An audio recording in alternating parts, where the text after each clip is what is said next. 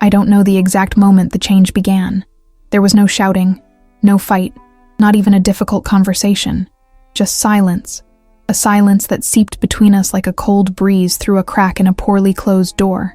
At first, I attributed it to work.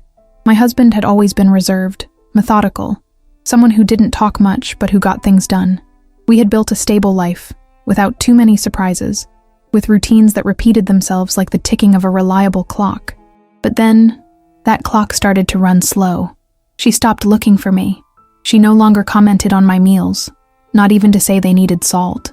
She went to bed before me, and when I got into bed, her body was already turned away from mine, as if there was no room left, not even in the sheets, for me.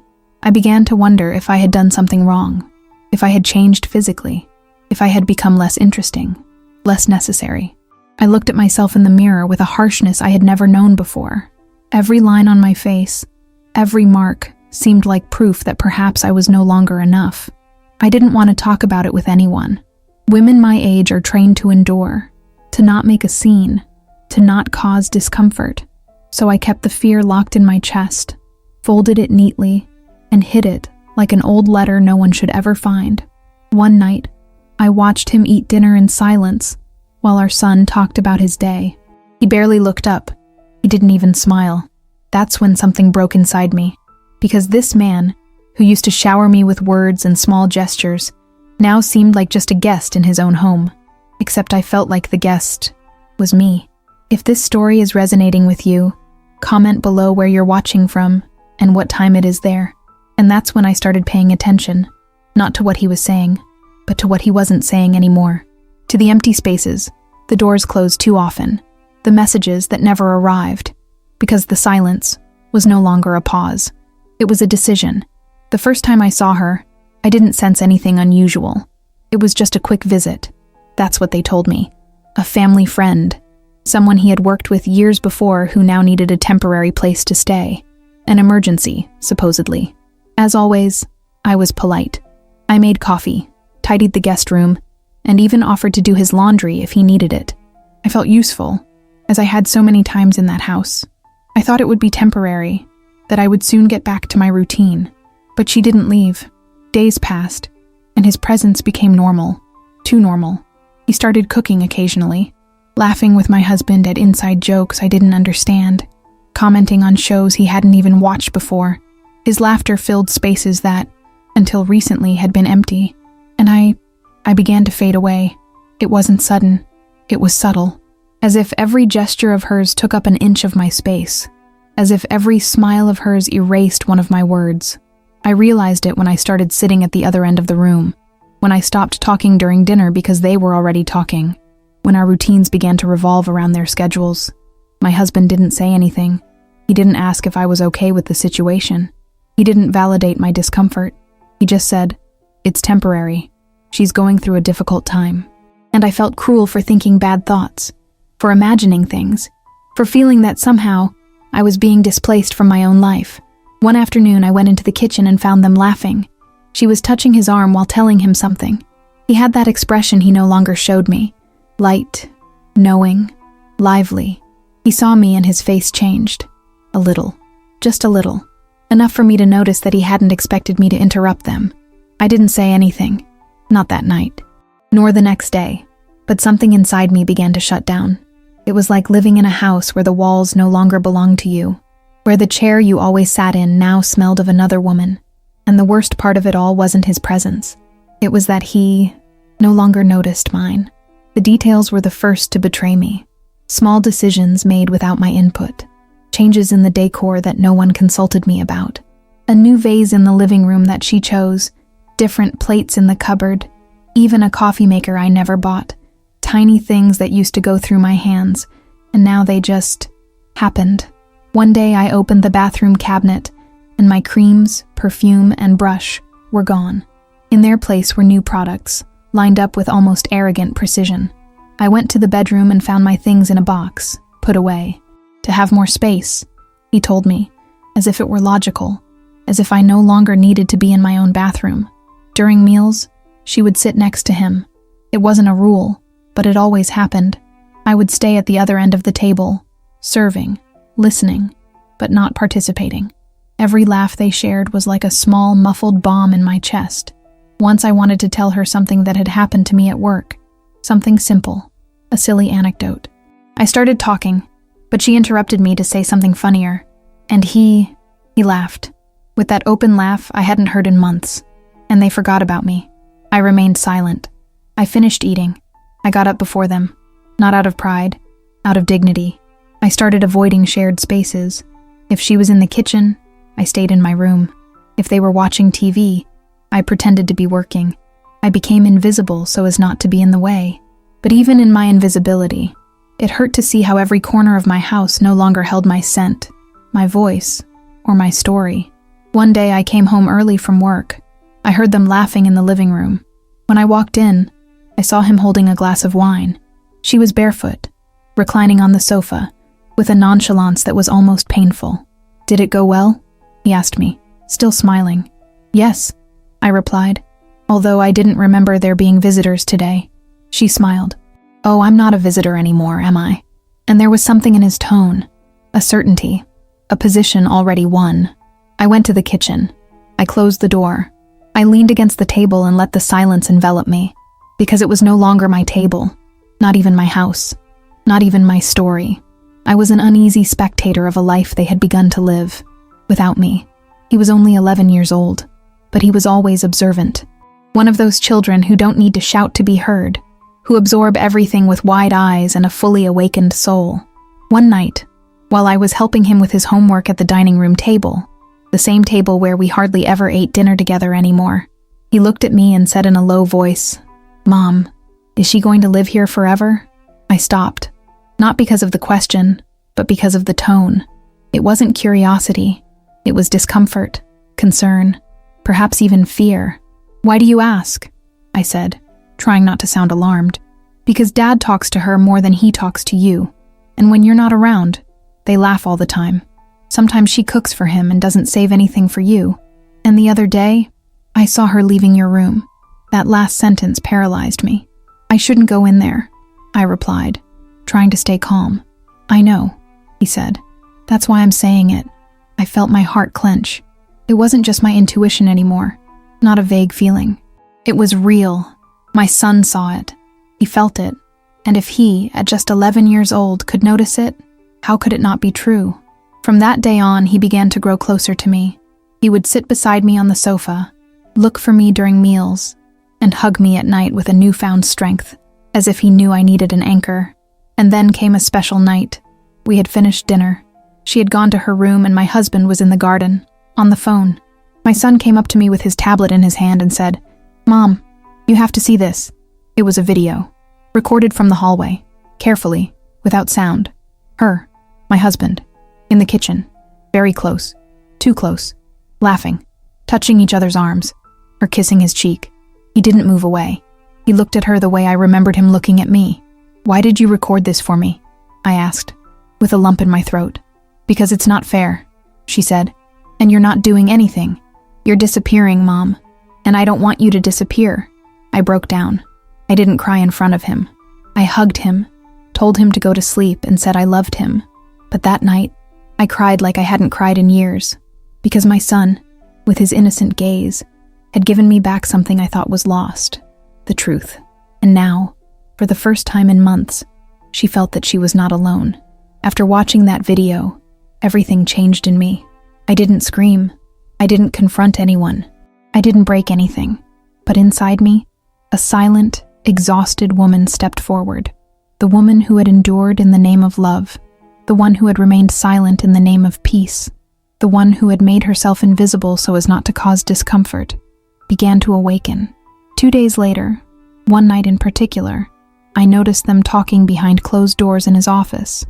It was late, past the time he usually slept. They closed the door carefully, as if there was no longer any need to pretend. I approached, not with the intention of spying. I'm not like that. But my feet moved on their own, as if guided by the echo of so many unresolved doubts. I stopped by the half-open door, took a deep breath and listened. She said, "I can't take it anymore. When are you going to tell him? This situation isn't healthy, not for anyone." And he would reply in a low voice, full of annoyance, And what do you want me to do? Throw her out like that all of a sudden? We have a child, it's not that easy. But you don't love her, she insisted. There's nothing between you two anymore. We both know it. He didn't answer right away. Then he said, it's not that simple. She's part of this house, even though she's no longer in it. Every word was a dagger. I was about to burst in, to confront him, to shout that yes, I was still in that house, that I still slept under the same roof, that I still existed, but I didn't. I left. I walked slowly to my room. I closed the door. I sat on the bed, and I understood. It wasn't that he had replaced me suddenly. It was worse.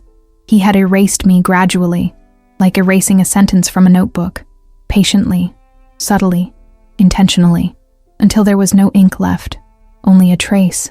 I didn't sleep that night. I stared at the ceiling for hours, feeling my body resist staying in a place where I was no longer welcome. Not for lack of shelter, but for lack of a soul. But it wasn't time for me to leave yet, because inside me, a certainty was beginning to blossom. They thought I didn't know, and that could change everything. I awoke with a clarity I hadn't felt in a long time. It wasn't happiness. It wasn't calm. It was firmness, a cold force that pierces you when you can no longer allow another wound. I made breakfast as usual, without saying a word. My husband came downstairs with the distracted expression that had become routine. She didn't come down. She's tired, he said, as if that explained her staying, her comfort, her unspoken right to invade what was once my space. During lunch, I mentioned that I wanted to reorganize my closet. My things had been a mess since they were moved. I said it in a calm, almost friendly voice. He didn't even look at me. He just muttered, I don't know if this makes sense. Maybe you should think about taking some time off. I stopped. A while? I repeated. Yes. Get away. Go with your sister. Clear your head. You've been very tense lately. My son was in the living room, but he heard. He turned slowly. Our eyes met. His gaze said what I couldn't yet say. How dare he? This is my house, I said softly. I built it with you. We raised our son here. Every corner bears my touch. And you're suggesting I leave to clear my head? He shrugged. I'm not saying you should leave forever. Just, maybe you should think about what's best for everyone. For everyone, or for you? I asked. He did not respond. She came downstairs then, as if she'd sensed the tension in the air. She smiled. She poured herself some coffee. She acted as if the conversation didn't concern her, even though her perfume already permeated every pillow, even though her cup was now on the same shelf where I kept mine. I got up. I didn't want to scream. I didn't want to cry. I just needed to breathe. My son followed me. In the room, he hugged me tightly. Don't let them take you away, Mom, she whispered. And that phrase stuck deep in my mind, because that house no longer belonged to me, at least not in the same way. But my dignity, that was still mine, and I wasn't about to leave it behind. Not that time. The change didn't come from me. It came from him, from our son, from that child who had watched his mother fade away, day after day, and who decided he wasn't going to allow it anymore. I was already packing some things, not because I wanted to leave, but because I needed some space of my own to think, to protect myself. My husband didn't even ask where I was going. He seemed comfortable with the idea of me disappearing for a while. But our son, he had other plans. That afternoon, while I was putting my books away in a box, I heard him in the dining room. He was with his father. His voice wasn't loud, but it had that firmness that only a child who has seen too much can have. Why are you treating Mom like this? He asked. That's none of your business, he replied, in that dry tone he uses when he doesn't want to explain. Yes, she is. Because she's my mom, and you don't laugh with her anymore. You don't ask her how she is. And now you say she has to leave. But she didn't do anything wrong. You did. There was a long silence. I could imagine my husband's expression. He always felt uncomfortable when confronted. You're confused, he finally said. No, our son replied. You're the one who's confused, because you think no one sees you. But I did see you. I saw you laughing with her, how you touched her back, how you said Mom was too busy with her own things. I heard you say this house needed a different energy. I know what that means. Another silence fell. This time, a heavy one. What did you record? My husband asked suddenly. That's when I understood everything. He knew it. I knew our son had seen something. that he wasn't alone in his game of hide and seek. "Everything I needed," my son replied. "And if Mom leaves, I'm going with her." I felt a tremor in my chest. Not from fear, but from pride. For the first time in weeks, someone was defending me, seeing me, choosing me. I left the room. They both looked at me. My husband's face was rigid, his eyes trying to maintain control, but he couldn't hold my gaze. "What video is that?" I asked, looking at my son. "It doesn't matter," he said. "I'll delete it if you want." But now he knows you're not alone. And then I understood something powerful. That child, whom I believed I should protect, had become my shield. My husband didn't say anything else. He just went to the studio and closed the door. And I, for the first time in a long time, felt that I had something stronger than fear, the truth. The next day, the house was different. Not physically. Not a single piece of furniture had been moved. But the air, it was different. Heavier for him, lighter for me. I no longer hid in my room. I sat down to breakfast as usual, made the coffee as always, and poured it into my usual mug. My son sat next to me. He, however, didn't come downstairs. Neither did she. I wondered if they had slept, if the previous night had brought arguments, blame, recriminations. But I didn't care. It was no longer my place to bear the burden of other people's silences. That same morning, he called me, alone, without her. He asked to talk. We sat down in the living room. His expression was different. Gone was that calculated coldness, replaced by a sad, almost clumsy weariness. "I know you're hurting," she began. "Don't say that as if you just knew," I replied. "You know because you caused it." She looked down. Her hands were playing with the keys. "It wasn't planned. It just happened. Yes, like earthquakes happen, little by little, until the house collapses." Silence.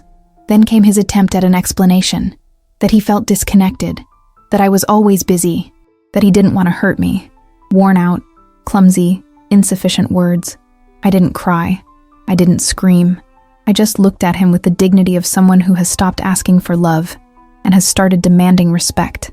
"I'm not leaving," I told him. "And if anyone has to go, it's not me, because this house is my history. My son is my soul. And you lost yourself in your own mistakes." He didn't answer. He got up. He went upstairs. That night, I slept soundly. Days later, she left. Without saying goodbye, without leaving a note, only the echo of a poorly told story, of an invasion that ended in defeat. My husband is still here, but not like before. Now he knows that the silent woman no longer exists, that the wife who endured has given way to the mother who was defended, to the woman who was seen. And I'm still rebuilding myself.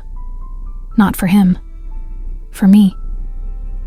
Because there are truths that hurt, but they also set you free. And sometimes, justice doesn't come in the form of revenge.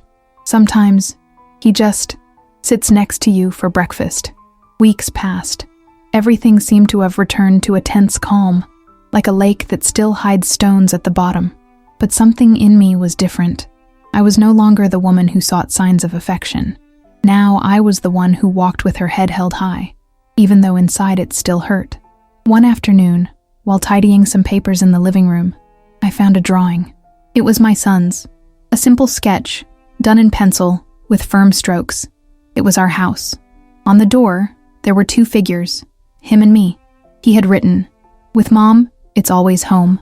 I cried, not out of sadness, out of gratitude, because I understood that, despite everything that was taken from me, my place, my presence, my dignity, there was something they couldn't take from me. Real love. The kind that doesn't need promises. The kind that doesn't hide in closed rooms. The kind that chooses you, even when others replace you. And if you, who are watching this, have ever felt displaced, replaced, turned into a shadow within your own story, remember this: they cannot replace your worth. They cannot erase your truth. And sometimes justice doesn't shout, but it arrives. And when it does, it stays. In the form of a child who won't let you disappear. In the form of yourself, reborn.